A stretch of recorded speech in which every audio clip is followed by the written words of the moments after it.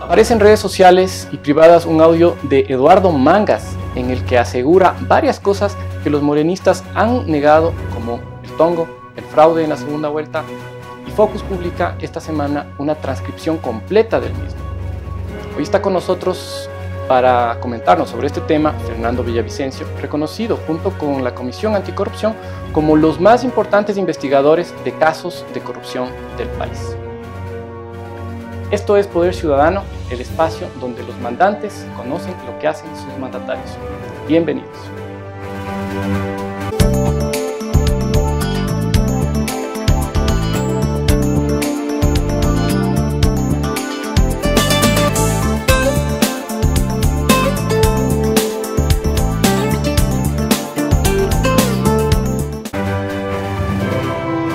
Bienvenido, Fernando. ¿Cómo estás? ¿Qué tal tu grillete? El grillete está bien, ya no quiero sacarme. Ya te has adaptado sí, completamente. Todo el mundo quiere tomarse una foto porque dice como es un recurso público y tiene sobrecosto de 800%. Entonces dice, no, eso también me pertenece, yo quiero una foto. Entonces, bueno, yo estuve en Galápagos y las fotos. Bueno, la gente lo asume como un símbolo del tipo de justicia que tenemos en Ecuador o de la injusticia que tenemos en Ecuador. Entonces yo ya no quiero quitarme, moriré con él. Y ahora, tú te entrevistaste con Lenín Moreno. No hemos sabido mucho sobre qué ocurrió dentro de esta entrevista. Era una entrevista más bien personal. Sí, era una reunión personal, reservada. Bueno, lastimosa o afortunadamente se hizo público. Y como no hablamos de otras cosas que no sean los temas públicos, de política, de corrupción principalmente, el presidente no me ha dicho, mire, no lo haga público, pero además son temas de la patria y no tengo problema en contarlo. Hablamos mucho de corrupción, del grillete. Le dije, oiga, presidente, si yo le confirmo con documentos de que hay sobreprecio, voy a una plaza pública, la Plaza de la Independencia, con muchos amigos y un cerrajero, y me lo corto. Y dijo, pues si lo comprueba sería una muy buena idea. Claro, con su humor y todo, ¿no? Eso un poco para graficar el tipo de personalidad de Lenín Moreno, que es abismalmente distinta a la personalidad de Rafael Vicente. Claro, ahora nos deja absortos esta presentación de Mangas. ¿A quién sabemos cómo se llegó a ustedes este audio? ¿A quién estaba dirigiendo esta conversación Mangas? ¿Cómo ocurrió esto? Bueno, uno de los primeros sorprendidos fui yo y el equipo de Focus. Focus no solo soy yo, y Focus, entiendo, decidió reproducir o publicar exactamente este texto que corresponde exactamente al contenido. ¿Y por qué lo consideraban? Yo he conversado con el periodista que trabajó el tema. Lo consideró una pieza o un documento importante en la coyuntura, porque sí es como poner un gran reflector sobre algunas dudas y sospechas que estaban y que siguen latiendo en la gente, ¿no?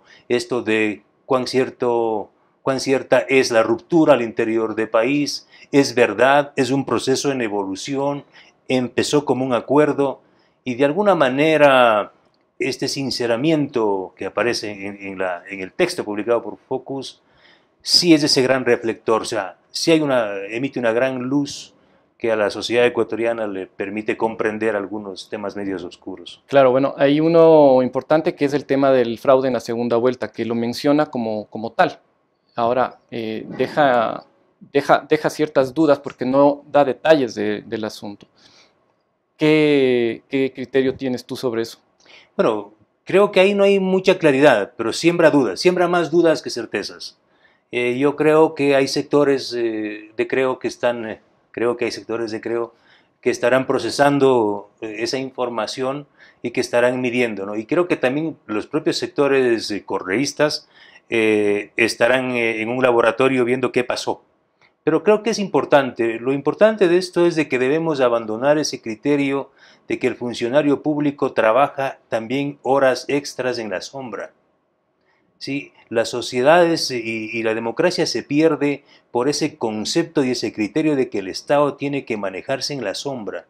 en la oscuridad. Lo que está pasando y lo que ha pasado durante 10 años con el manejo de los grandes contratos públicos. Mira tú lo que acaba de revelar la Contraloría, algo que yo lo he dicho, que los grandes contratos con Petrochina y Petrotailandia y Unipec, o sea, los grandes contratos por miles de millones de dólares, se resolvían en reuniones reservadas del directorio político de Petroecuador y bajo decisiones verbales del vicepresidente, otrora delegado del presidente y del ministro de Recursos Naturales. Entonces ahora estamos hablando de un funcionario público que emite un criterio, ¿sí?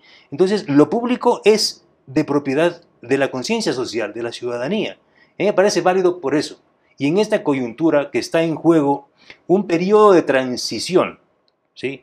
Yo creo que Ecuador está a puertas de transferir gran parte del poder del Ejecutivo, del Estado, a un organismo que se va a crear, que es el Consejo de Participación Ciudadana. Y de alguna manera esta información sí es como un baño para la sociedad, para que se sacuda y se refresque y diga, ese espacio que va a tener poderes plenos para acabar con la corrupción y acabar con la impunidad debe estar representado por los mejores hombres y mujeres de la patria, ¿sí? Con una ética enorme, tamaño del Amazonas, y con una valentía también sin nombre, ¿no?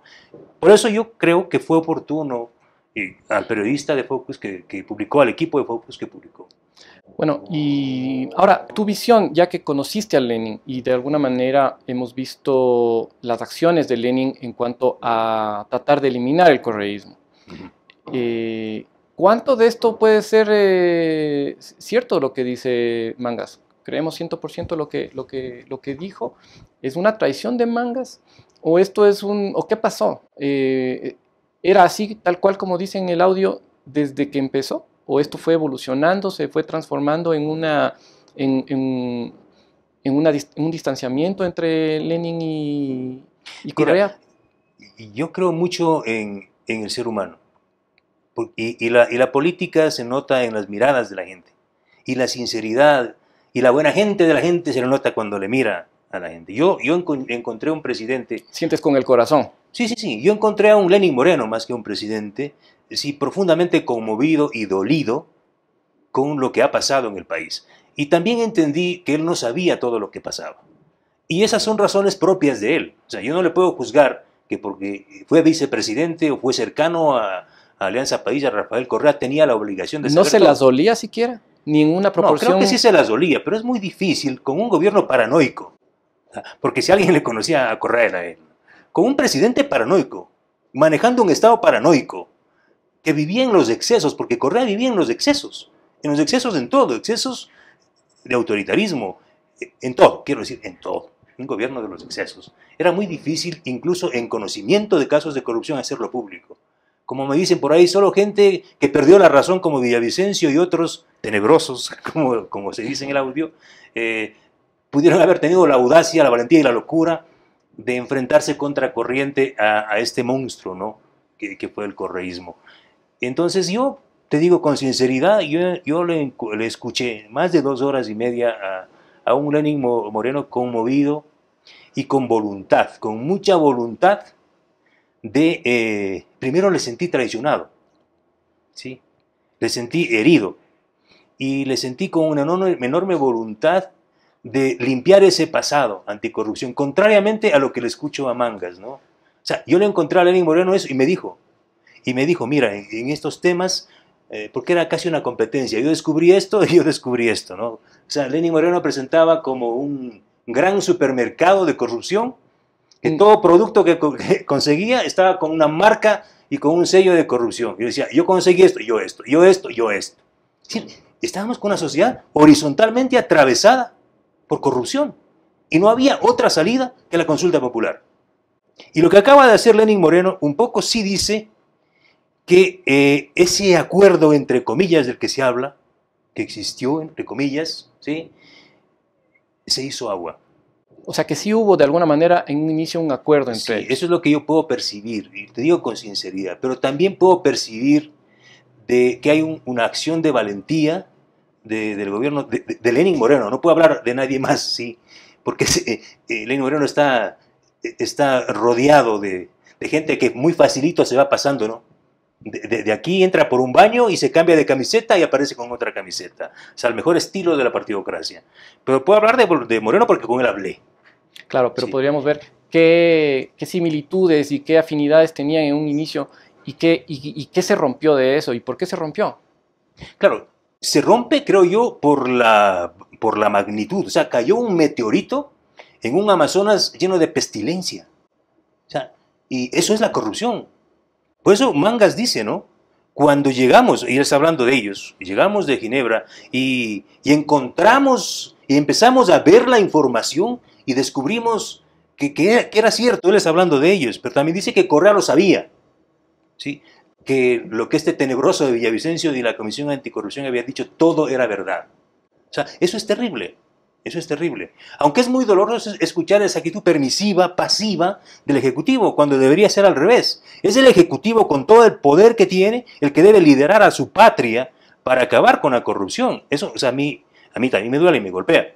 Pero bueno, yo creo que la consulta popular sí plantea y marca un antes y un después. Y en ese sentido la consulta popular no tiene un sello morenista. La consulta popular es un grito de rebelión cívica de la sociedad ecuatoriana, que va más allá de todos, ¿sí? Y principalmente es un grito de rebelión contra la corrupción. Y es una forma de desprenderse también del correísmo. Es un dispositivo de libertades, ¿sí? De búsqueda de democracia, de reconstrucción de democracia o de construcción de democracia. Yo lo veo como altamente positivo, ¿no? Más allá de los detalles de las preguntas. Pero para mí incluso la pregunta 3 es la pregunta. Incluso el tema de la reelección indefinida ya no me preocupa, porque los cadáveres pueden inscribirse en las listas y participar. Claro. O sea, el cadáver Rafael Vicente que vaya a las elecciones. O sea, el Consejo de Participación Ciudadana es la clave de esto. Boris, compatriotas, ese es el punto. Yo les invito a los ecuatorianos a hacer de la gran causa de la consulta popular la pregunta 3. La sociedad tiene que tomar el control del Consejo de Participación. Tiene que llevar a los mejores seres humanos, a los más valientes, a los mejor capacitados, hombres y mujeres, a los que no tengan mancha. ¿Sí? No, y ojo, no vamos a permitir, y lo digo desde mi individualidad, pondré el grito en el cielo si la partidocracia, o lo que ha quedado de la partidocracia, o si recuperan los membretes y empiezan a hacer pactos en la Asamblea, con el presidente de la República, o cualquier gremio o corporación que pretenda hacer pactos con el Ejecutivo para poner a su gente en el Consejo de Participación. La sociedad tiene que estar atenta y no debe permitir que gente vinculada a los procesos de corrupción o a los partidos políticos llegue al Consejo de Participación. Claro, eso es clave, pero de todas maneras el mecanismo depende del mismo Ejecutivo. Es decir, ellos son los que en esta instancia van a poner el primer grupo de reposición de personerías dentro del Consejo de Participación Ciudadana. La sabiduría de Lenín Moreno se va a jugar ahí. La capacidad de entender la nueva democracia, ¿sí? Esos 10 años son ese enorme agujero que se nos perdió las libertades. Si Lenín Moreno da la cara y su frente es una bandera de democracia y libertad, él tiene, ¿sí?, bajo su batuta y responsabilidad la posibilidad de identificar la diversidad social, política, los sentires de la gente y de la sociedad, y poner a los mejores hombres y mujeres, de ternas que deberá pedir.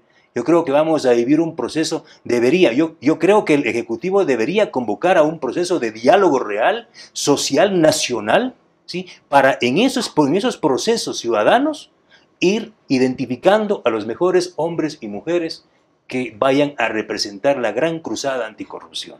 Ok, eso es fundamental. Ahora, de todas maneras, a mí me queda una inquietud de por qué esta transformación todavía con Lenin y Correa.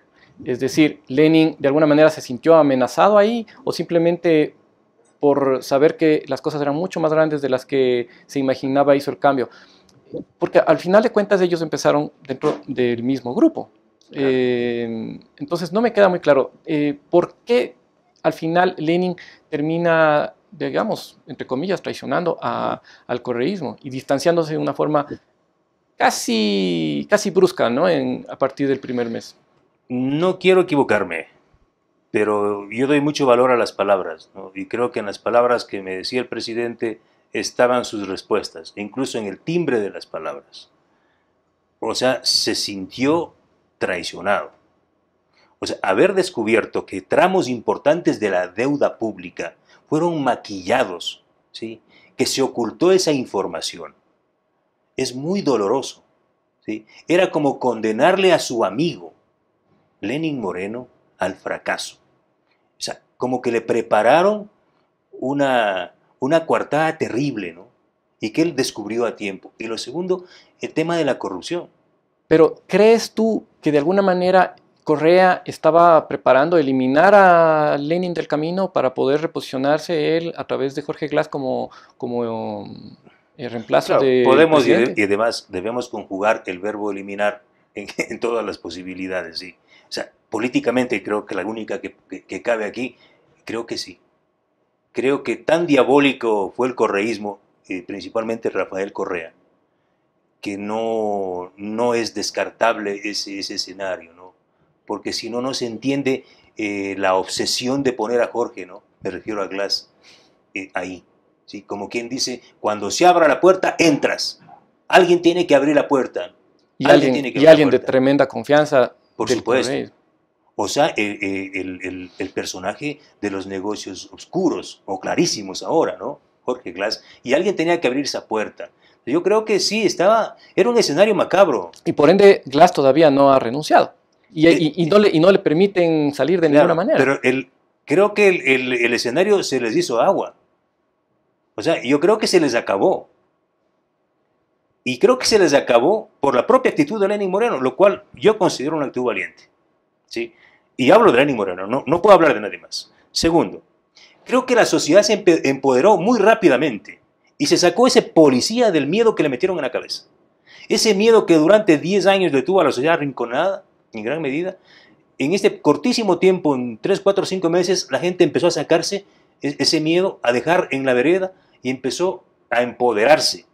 Y los medios de comunicación, el rol que han jugado en los últimos meses los medios es muy importante.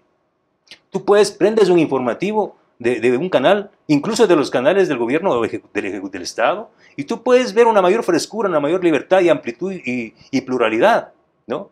Y puedes ver que los propios casos de corrupción, otros medios que otrora estaban silenciados, me refiero a los grandes medios, hoy están cubriendo la información. Antes quedó ese trabajo para periodistas medio locos como nosotros, ¿no? De hecho, les queda difícil la tarea al correísmo y por ende traen a un Correa para poder tratar de llenar algún tipo de plaza y poder comunicar a la gente, puesto que han perdido ese espacio. Pero mira tú que hasta la plaza chica le quedó enorme. Le quedó gigante. Claro. O sea, yo creo que Correa acaba de pegarse un tiro, ¿no? Que es un suicidio político. El retorno de él vino con una Magnum y se pegó un tiro, políticamente hablando. Yo creo que es el fin de Correa.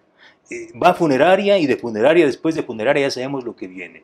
Es el fin de Correa, ¿sí? Ahora, el tema es, tenemos que hablar de todos estos ciudadanos que tuvieron y tienen una enorme responsabilidad en el pasado tan cercano, ¿no? Inmediato, como son los 10 años, y que de forma tan fácil, sin rendir cuentas a nadie, se han cambiado de camiseta, al mejor estilo de la partidocracia. Entonces, todo mundo hoy es morenista. Veo alcaldes que daban la vida por Correa, que se tiraban al piso a besar los zapatos, hoy son morenistas. Bueno, ¿sí? El mismo caso de la Corte Constitucional, el hecho de que se haya lavado las manos prácticamente, ¿no? Ha dicho yo esto... Y también se lavan la mano con agua sucia.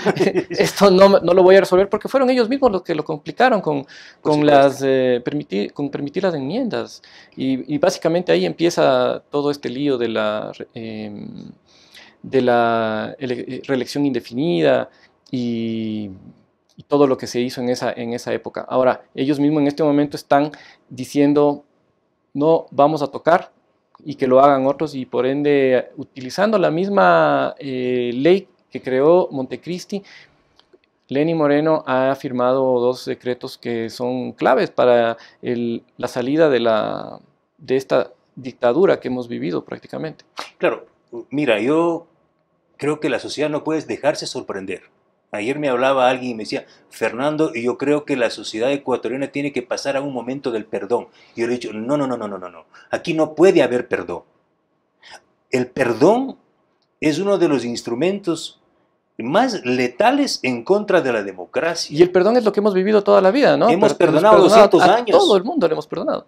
Sí, y a las sociedades Vienen por ahí, con todo respeto, unos sacerdotes de la política a decirles siempre es así. Cuando hay violación a derechos humanos, cuando han desaparecido centenares y miles de personas, nos vienen con el cuento del perdón. O sea, así muy bíblico, ¿no? Cuando se han llevado, hablábamos extra, entre 40 y 60 mil millones de dólares en 10 años, que es el mayor despojo de la historia. Ya escucho a voces que dicen, Fernando, tú estarías dispuesto a perdonar, y yo le digo, yo no voy a perdonar. Yo le voy a cobrar a Rafael Correa los 50 mil dólares que se llevó de mis hijos, porque de esa forma les enseño a mis hijos y a la sociedad a construir libertad y a ser dignos. Y que eso no se hace, sobre todo eso. Por supuesto. Porque si no viene mañana otro y hace exactamente lo mismo. Exactamente, entonces aquí no puede haber perdón. Y el organismo encargado de que no haya perdón es el Consejo de Participación Ciudadana que se viene, ¿sí? Y no va a haber perdón, tiene que haber recuperación de los recursos. Yo le he dado al presidente Moreno documentos, aquí está la plata, parte de la plata del petróleo. No puede ser que mansiones de 2.5 millones de dólares estén ahí y haya gente de panza llena, mientras hay gente que ruega porque le caiga un pan del cielo. No podemos seguir así. Ya hemos vivido 200 años así. La sociedad tiene que destaparse, tiene que levantarse.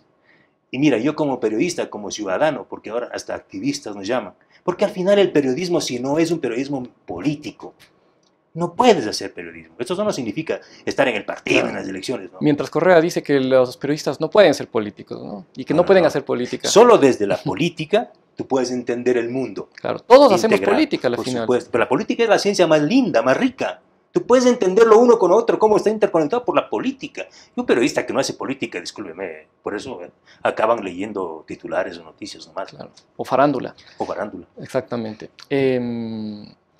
Bueno, me parece muy interesante todo esto y me parece importante lo que dices tú de que se debe encontrar a los culpables. Claro. Si no logramos encontrar a los culpables, no vamos a poder crear un Ecuador nuevo, un Ecuador diferente. Estábamos viendo también entre los artículos este último caso o este último reportaje de Focus sobre Petrochina. Uh-huh. ¿Cómo va? Porque ahí ustedes están haciendo una demanda en contra de Correa prácticamente. O sea, es tal el nivel de silenciamiento institucional, no sé si es el término exacto, ¿sí? De vacío de la institución penal en este país, que el mismo periodista que investiga, ¿sí? Tiene que pasarse a la vereda del frente a firmar una denuncia, a respaldar esos documentos y decirle, señor fiscal, tenga la bondad de investigar. Han pasado 2 meses de que presentamos con Ramiro García la denuncia penal en contra de Rafael Correa y más de 10 ciudadanos por una de las mayores tramas de corrupción. Estamos hablando de que el correísmo manejó, más o menos, entre $4 por cada barril de petróleo para beneficiar a un grupo de intermediarios vinculados a gente del gobierno. Ese es en esencia. Entonces, los compatriotas, a los que no encuentran trabajo, los que van a inscribir a sus hijos en la universidad y dicen no hay cupo, los que van al hospital y dicen, oiga, no hay jeringuilla, aquí no hay nada. Pero la plata señores, está ahí. Vean, señores, aquí se llevaron estos $4 por barril. Yo pensaba que eran 2. Pero cuando fui a mi exilio corto en Perú, como no estuve como lagartija ahí en Lima, en la playa, fui a Petroperú y saqué los documentos y verifiqué que la diferencia entre el precio que vendió Rafael Correa a los chinos y tailandeses del petróleo y el precio que compraron los peruanos ese mismo cargamento de petróleo era entre 4, 5, 6 dólares por cada barril. Entonces hablamos de un promedio de $4, multipliquen compatriotas, Boris, tú. Sí, 300,000 barriles diarios están comprometidos con chinos y tailandeses, multiplique. Estamos hablando, según mis cálculos, de 2.400 millones de dólares. Solo en eso. Solo en eso. Pero según, si partimos de $4, estamos de más de 4.000 millones de dólares que fueron a la vena, a los bolsillos de los intermediarios. Yo les digo, oiga, no tienen dolor, no les duele el corazón, no tienen sentimientos humanos. ¿Acaso era de ustedes el petróleo? Entonces lo que le pasa a esta sociedad, lo que le pasa a todas las sociedades. Están preocupados de que no les roben el celular, porque el celular es el único bien que tiene la gente, no entiende que lo público es de ellos. Señores, el Claro, petróleo la es de gente ustedes. no logra valorar el problema de Exactamente. Petrochina. Entonces Correa dijo, el Estado soy yo. Yo soy el dueño del petróleo, porque ese es finalmente el estalinismo más brutal, ¿no? Yo soy el dueño del petróleo, yo te entrego las botas de petróleo que yo quiera. Claro, yo me llevo a los mayores barriles. El Estado es él. Y eso, y claro, y la gente dijo, no, papito, regale una gotita de petróleo. Papá Claro, Correa. papá Correa. Eso, de eso vivimos 10 años. ¿En qué etapa está este juicio, esta denuncia? En vista muerto, ¿no? Ni siquiera nos ha llamado a declarar, mientras el fiscal Vaca Mancheno anda preocupado de que el Tribunal Penal me autorizó viajar a Galápagos y puso el grito en el cielo. No permitan que Villavicencio y Jiménez salgan a Galápagos porque se pueden fugar en alta mar. Ahora, ¿qué le dirías tú a la ciudadanía? Porque en este momento nos están escuchando muchas personas que salen a las calles normalmente, pero en este momento, al no tener otra razón, otro motivo para poder salir, lo que están haciendo es reaccionar en contra de Correa. Pero todavía hay un caso, bueno, ese tema está en la Fiscalía, entiendo. Sí. Y hay temas también, bueno, ya pasó lo de la Corte Constitucional y sigue todavía el tema de Glass. ¿Qué le dirías tú a la ciudadanía? ¿Cómo deberíamos estar protestando en este momento? Mire, yo ayer fui a la Universidad Andina y yo les pido, invítenme a todo lado. ¿Ya? Estoy vendiendo libritos por ahí, con eso me financio la comida de la casa, escribo también en Focus. Invítenme. Lo que tú haces. La poca información que yo tengo no es información mía, es información de la sociedad, es la memoria de este país. Yo tengo la obligación de compartir con mis compatriotas. Primero, debemos informarnos, educarnos, leer con nuestros hijos, en el barrio, en la fábrica, en la oficina. Dediquemos un tiempito a eso. Esos son nuestros recursos, es nuestro país. Ya demasiado tiempo hemos estado en el silencio, ¿sí? Creo que hay que romper el silencio, perder el miedo, reunirnos, salir y la consulta popular. Debemos presionar a la Fiscalía. Presionar a la Fiscalía, ¿sí? Y llevar al Consejo de Participación a los mejores hombres y mujeres. Hay que acorralar a la Fiscalía. O sea, el presidente Moreno, levante al país y dígales a Petrochina, a Unipec, a los que han saqueado no más, ni $1 más a la corrupción, ni $1 más del petróleo a los chinos y tailandeses y a los intermediarios. ¿Por qué? ¿Por qué nos quieren poner impuestos, Boris? ¿Por qué? Presidente Moreno, si recuperamos los $4, no hay por qué poner impuestos a los ciudadanos. Y eso beneficia al sector empresarial, eso beneficia a los trabajadores, a los desempleados. Es decir, ahí está la plata. 4.000 millones de dólares. Estamos hablando de 4.000 millones de dólares. Ahora, con este resbalón de lo que acaba de pasar con Mangas, ¿qué le dirías tú a la ciudadanía? Puesto que la confianza queda en un vaivén. Yo creo que el Ejecutivo debe sincerarse, ¿no?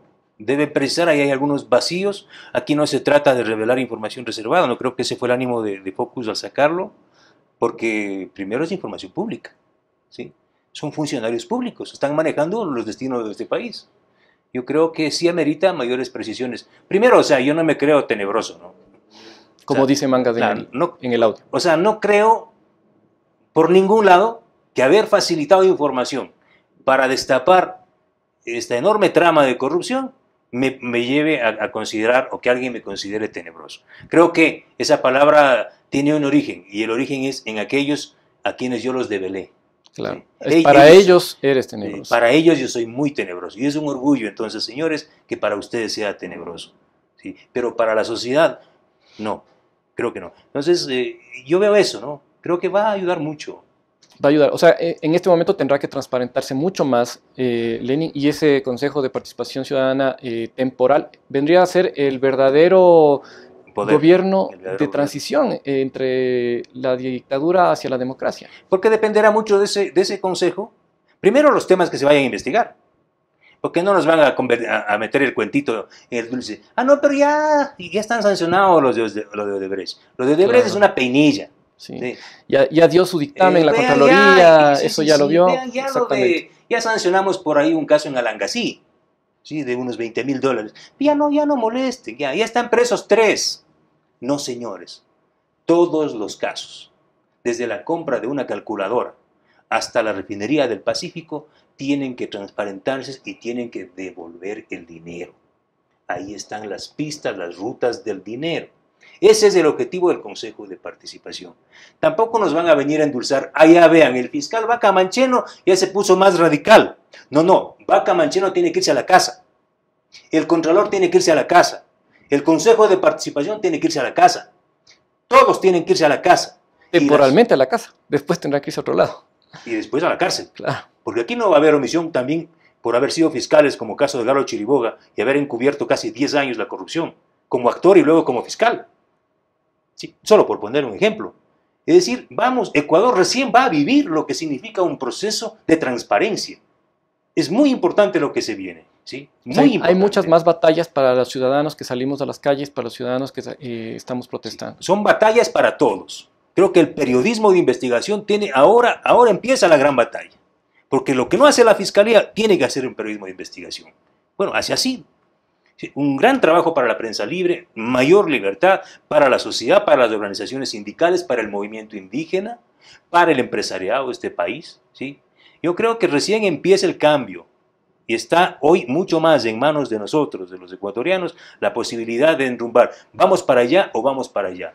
Pero creo una cosa, que lo que está haciendo Lenín Moreno sí es un síntoma que nos permite desviarnos de la ruta de Caracas. Porque yo creo que Correa, en el proyecto diabólico que ellos tenían, era llevarnos a Caracas, al modelo más brutal. Caótico completamente. Sí. Y yo creo que esta posibilidad de la consulta popular sí es para mí un desvío del ferrocarril del mal, y en eso sí Lenin se la va a jugar y se la está jugando. Y te digo con sinceridad, ¿sí? Y yo comprometo mis palabras porque sentí eso al presidente Moreno. Y reitero, por el presidente Moreno, por los demás, disculpen, creo que tienen que hacerse un examen de conciencia, una radiografía, pasar por donde el médico, cirugía, y los que salgan bien de la cirugía pueden ocupar cargos públicos. Muy interesante. Bueno, yo te agradezco mucho, Fernando, por esta entrevista. Quería que me entrevistes hace rato, pero sí. Al fin. Muchas gracias, ¿no? Para nosotros es un honor realmente tenerte con nosotros, y para la audiencia nuestra. Ojalá sirva, ¿sí? Es muy, muy importante. Muchas gracias. A ti. Y gracias a todos por acompañarnos. Un agradecimiento especial a los voluntarios de Poder Ciudadano que nos ayudan con toda la información que aparece en nuestras redes sociales. Les hago acuerdo de suscribirse siempre a nuestras redes en YouTube, en Poder Ciudadano C, y también en Facebook. En Twitter estamos como Poder Ciu